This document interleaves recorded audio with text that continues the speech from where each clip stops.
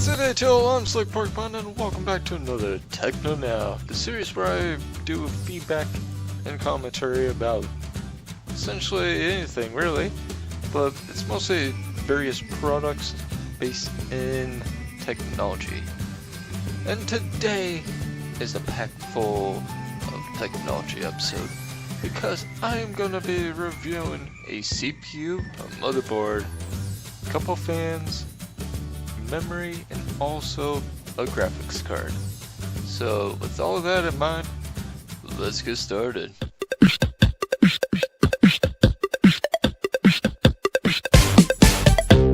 The first product that I'm going to review is the Gigabyte AB350M Gaming 3 motherboard. This is an MATX size motherboard that has 4 DDR4 supported memory slots that can run up to 64 gigabytes. It has the new AM4 sockets, which help support the new Ryzen AMD CPUs. It has one PCIe 16 slot, which is mainly used for your graphics card.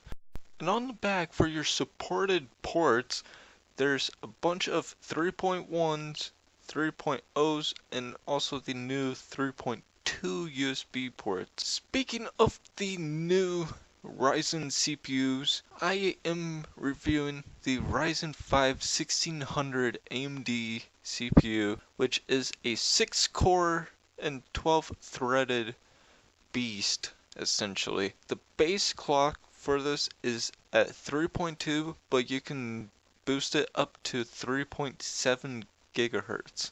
And this thing, I have to say, runs smooth. I have been testing it out for the past week to 2 weeks, and it runs smooth. And then here is also the stock cooler that comes with the CPU. It's a Wraith cooler. The next product is very basic. It is just memory.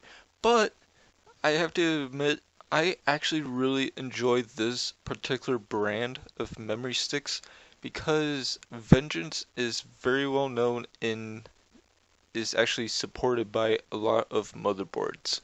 I got 16 gigabytes at a speed of 3000 megahertz, which helps run very smooth and also highly efficient in timing. Always make certain that your motherboard is supportive of all these components. The next product is a biggie because this is the EVGA GeForce GTX 1060 GPU. This thing is a beast in size and performance. This particular model has 6 gigabytes of GDDR5 memory, which helps with fast processing in high demanding games. Another few features that you can look at for a GPU is the amount of CUDA cores.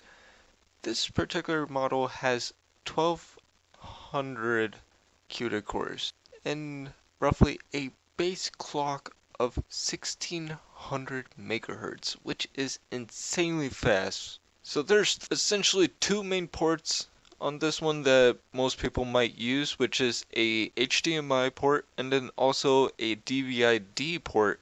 And then there's two remaining ports which are for display ports.